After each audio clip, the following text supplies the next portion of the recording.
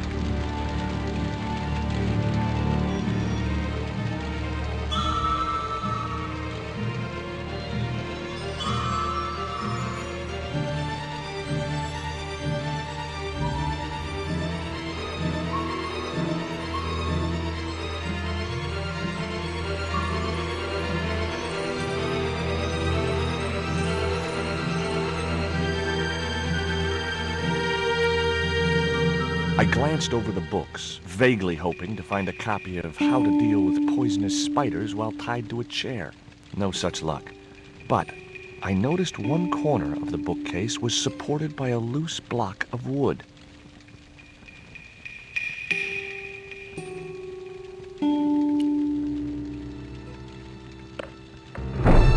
Maybe I'd been a little heavy-handed, but it was a question of survival. Of course, I was still tied to a chair in a burning house with no means of escape.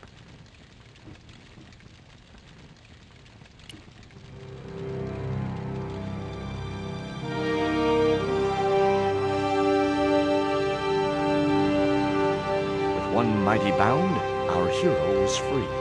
Now, I had to deal with that fire.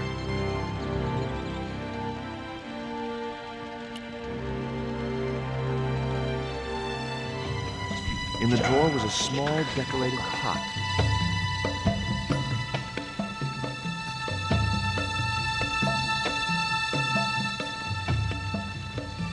There was nothing else in the drawer.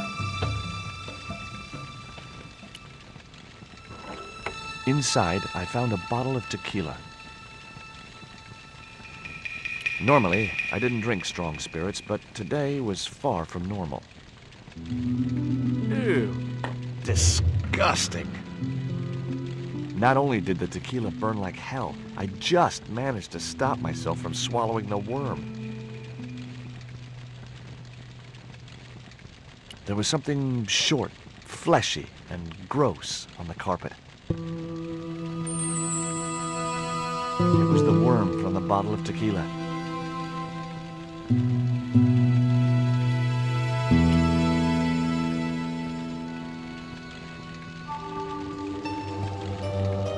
That dart was sharper than a mosquito's business end, but this didn't deter me from getting it anyway.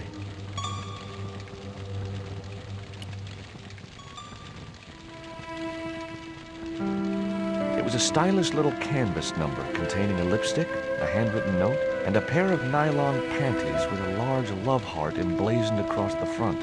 It occurred to me that Nico's tastes must have really changed while I was away. Well, they could be useful.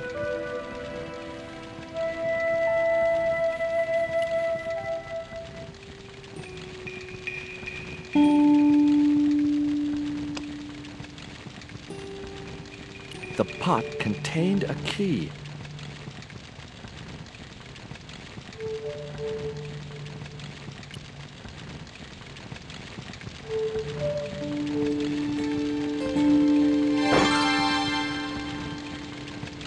As I released the lock, something blew the doors open.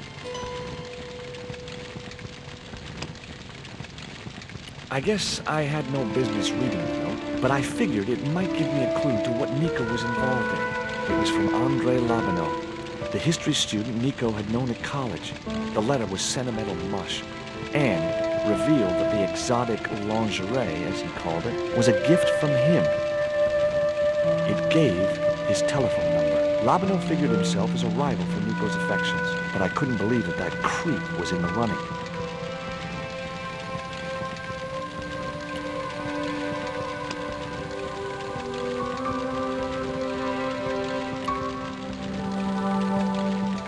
The panties I'd found in Nico's bag were just what I needed to wrap around the hot cylinder.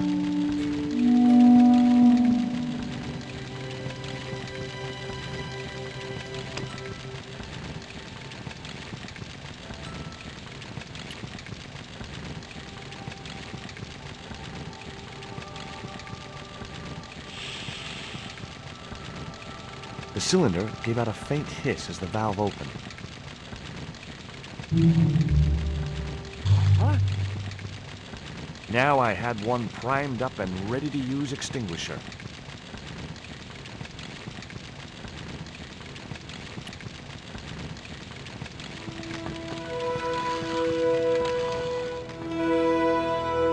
With a well-aimed squirt of his soda fountain, our unshakable hero saved the day. Now it was time to start looking for Nico.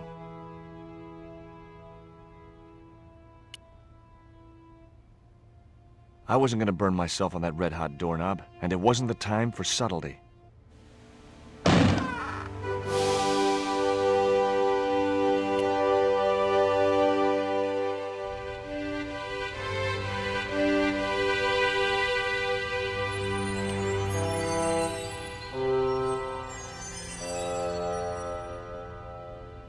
I'd found a piece of newspaper folded in two.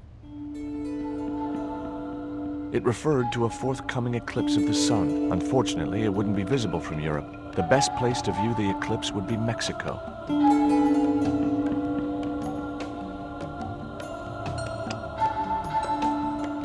It was the newspaper clipping referring to the imminent eclipse. Wrapped inside it was another small piece of paper. It was a bank statement for Ubier's account from an automatic telling machine. The last 5 withdrawals were for large amounts, and all made in Marseille.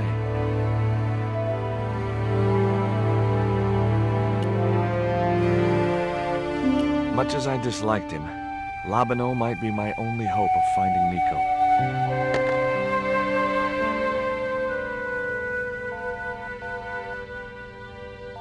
Hi, Andre? Who is this?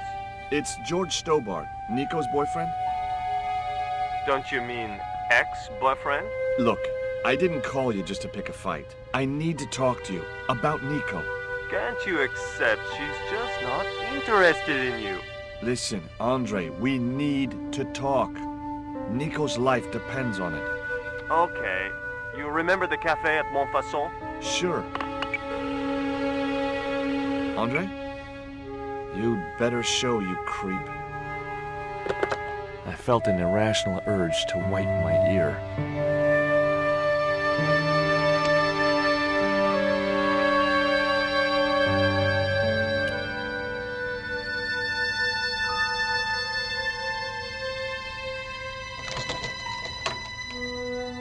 I unlocked the door.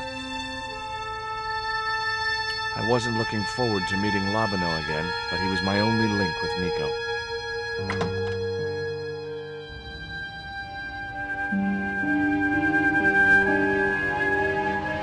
There was no sign of Labanau when I got to the cafe. I decided to order a coffee and wait for him.